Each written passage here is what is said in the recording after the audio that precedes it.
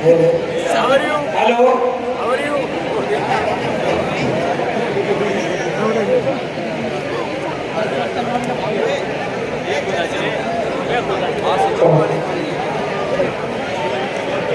Sir, ये commissioner साहब तशरीफ लाए हैं, आपसे कुछ बात करना चाहते हैं। सर, मैं कुछ बड़े बड़े क्रिमिनल की लिस्ट लेकर आया हूँ जो हमारे मुल्क के लिए बड़ा खतरा है और देश को इनसे बहुत बड़ा नुकसान हो चुका है और तरक्की की राह में लोग दीवार बनकर खड़े हैं। अरे देश के सबूत, कैसे नुकसान की बात कर रहे हो? सर, इस लिस्ट में उन लोगों का नाम है जो लेकर इंडिया छोड़कर भाग गए हैं। ठीक है, मैं देख लूंगा इसे। और सर, इस लिस्ट में उन लोगों का नाम है जिन्होंने करोड़ों स्कैम यानी घोटाला किया है। ठीक है, मैं देख लेता हूँ इसे। सर, सबको आप देखेंगे तो हम किसको पकड़ेंगे? तुम उन्हें पकड़ो जो हेलमेट नहीं पहन रहे हैं, और उन्हें पकड़ो जो भूख मिटाने के लिए 2 टाइम की रोटी चुरा कर खाते हैं, और उन्हें पकड़ो जो प्लेटफार्म पर बगैर टिकट के घूम रहे हैं। सर, इससे देश की इकतिसादी तरक्की को क्या फायदा होगा? तुम्हारी तो तरक्की हो रही है ना। तुम्हारे लिए तो कई चीजों की परमिशन देते हैं ताकि तुम चुप रहो। सर, मैं समझा नहीं। हम अगर हाईवे पे शराब की दुकान के लाइसेंस नहीं देंगे तो तुम नशे में गाड़ी चलाने के जुर्म में किसे पकड़ोगे? तुम्हारी जेब कैसे गर्म होगी? सबको पता है आलूदगी शहर में किससे हो रही है? सरकारी बसों से, ट्रकों से, मशीन और कारखानों से। लेकिन तुम पकड़ते किसको हो? गरीब ऑटो वालों को और प्राइवेट गाड़ी वालों को। किसने दी है तुमको इसकी परमिशन? रख रहे हैं ना हम तुम्हारा ख्याल कुर्सी बचा के। सर, ये माहिर मुआशियात यानी ग्रामिस्ट है, इनके पास कुछ स्कीम है, ये आपसे कुछ बात करना चाहते हैं।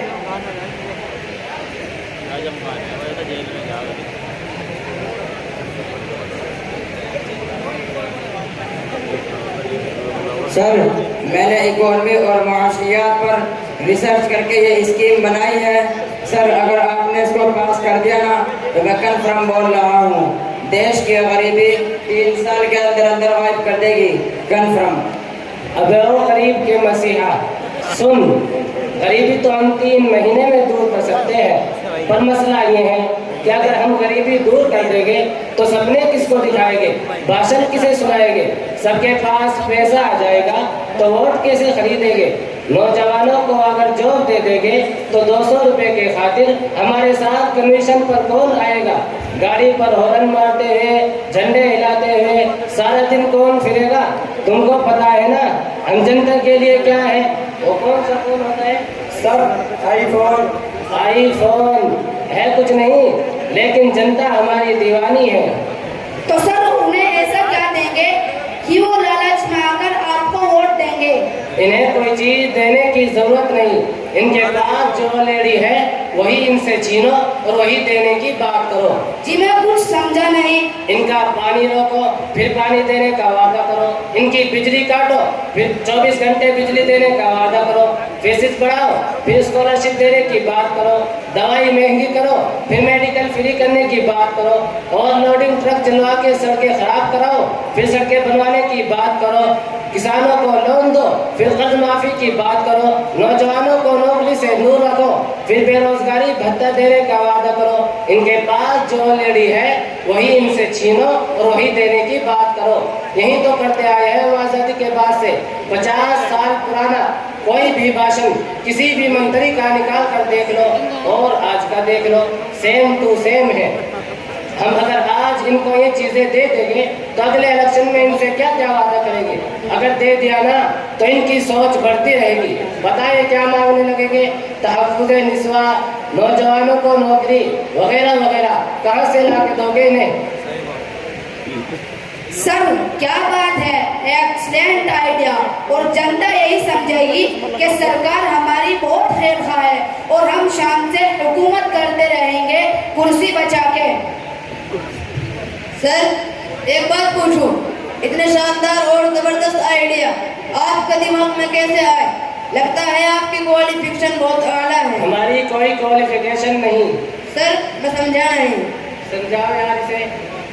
यही तो इस देश का निरालापन है कि किसी स्कूल का चपरासी बनने के लिए आपसे पूछा जा सकता है कि आपकी क्वालिफिकेशन क्या है, यानी आपकी तालीम कितनी है, लेकिन इस देश का नेता बनने के लिए आपसे कोई नहीं पूछेगा कि आपकी क्वालिफिकेशन क्या है। मिनिमम क्वालिफिकेशन के आधार पर लोग इस मुल्क में मुख्यमंत्री, प्रधानमंत्री, राष्ट्रपति, राज्यपाल वगैरह रहे हैं। सालों साल इस मुल्क में वजीर तालीम वो रहे जो कभी स्कूल नहीं गए, जिनको माईशत की ABCD नहीं आती, वो इस मुल्क में वजीर खजाना रहता है। और जिसको कभी जिंदगी में विज्ञान और तकनीकी का फर्क नहीं पता, वो साइंस और टेक्नोलॉजी का मंत्री रहता है। और जिसको इन तमाम चीजों में से कुछ भी नहीं आता, वो इस मुल्क में प्रधानमंत्री रहता है। सर ये सब कुछ तो ठीक है, लेकिन नेता बनने के लिए कुछ तो हाथ पांव हिलाने पड़ते होंगे। कुछ नहीं करना, एक सफेद कलम वाला कुर्ता, एक गमछा, एक सोने की चेन, किसी ब्रांडेड कंपनी का जूता, एक स्मार्टफोन, अरे समझ रहे हो ना, एक स्मार्टफोन, एक एप्पल वॉच, एक 4 व्हीलर गाड़ी और 3-4 चेले चमचे जो आगे पीछे लगे रहे, और किसी बड़े नेता की चमचगिरी, और फिर जगह जगह पोस्टरों पर फोटो, बस बन गया आप नेता। लेकिन सर सत्ता में आने के लिए कुछ तो करना होगा। के लिए हमें चारों तरफ बेचैनी, खौफ, लूटमार, डकैती, कत्ल-ओ-गारतगरी और फसाद का माहौल पैदा करना होगा। जैसे हिंदू मुस्लिम फसाद, सिख और हिंदू फसाद, क्रिश्चियन हिंदू मुस्लिम फसाद, शिया सुन्नी फसाद, जिसके नतीजे में आज हमारे सरों पर होगा। है ना फैंटास्टिक आइडिया? वाह, क्या कहने, बहुत अच्छे। सर ये सब कुछ तो वजह है, लेकिन पैसा कहाँ से आएगा? सुनो, सियासत एक खेत की तरह है और सियासतदान एक किसान की तरह। आज जितना बोगे कल उसका 1000 गुना पाओगे। आज अगर लाख लगाओगे तो कल करोड़ों पाओगे। आज अगर करोड़ों लगाओगे तो कल अरबों पा सकते हो। मिसाल के तौर पर किसी सड़क बनवाने का कॉन्ट्रैक्ट हो तो मरकजी सरकार से 1 करोड़ पास करा लो। 10 लाख की लागत से रोड तैयार होगा, बाकी बचे 90 लाख वो अपनी जेब में। वाह, क्या आइडिया है। खामोशी से दीवारों के भी कान होते हैं। सर बुरा ना माने तो एक सवाल पूछूं। पूछो। आपका धर्म क्या है? सियासत। ठीक है,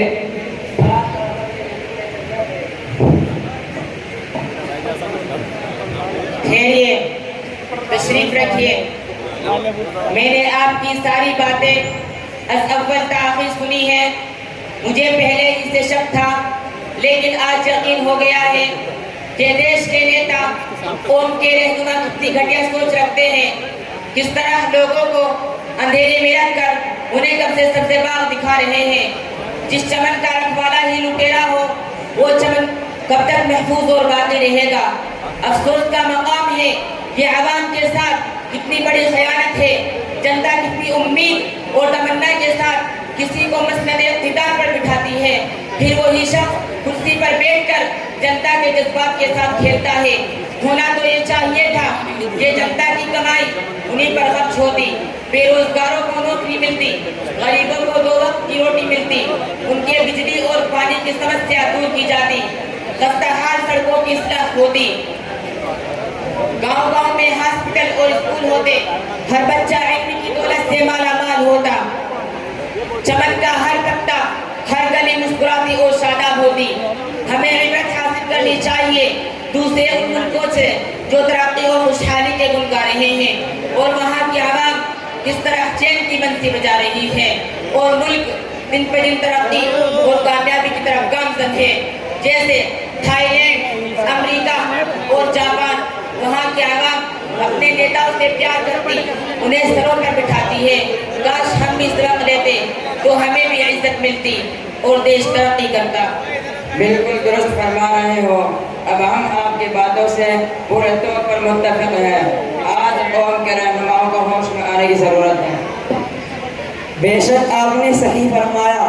अब वक्त आ गया है कि हम अपनी दोगली पॉलिसी से तौबा करें और कौम को धोखा देना बंद करे, वरना वो दिन दूर नहीं कि जब देश का निज़ाम माईशत चुरमुरा जाए और वो मुल्क जिसे अल्लामा इक़बाल ने सारे जहां से अच्छा कहा था, जहां वालों के सामने मुंह दिखाने के काबिल न रहे। हम सब आपकी बातों से पूरे तौर पर हम सब आपकी बातों से सहमत हैं। बड़े नेताओं के जासे में आकर फंस गए, हम अपनी गलतियों से तौबा करते हैं।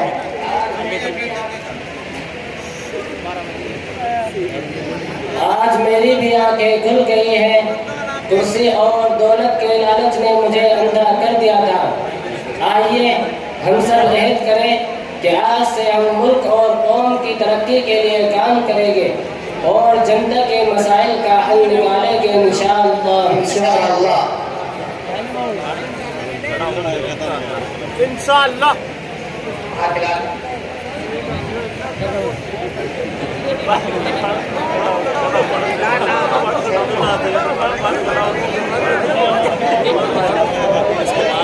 राज्य सभा में चश्मा उठा दिया।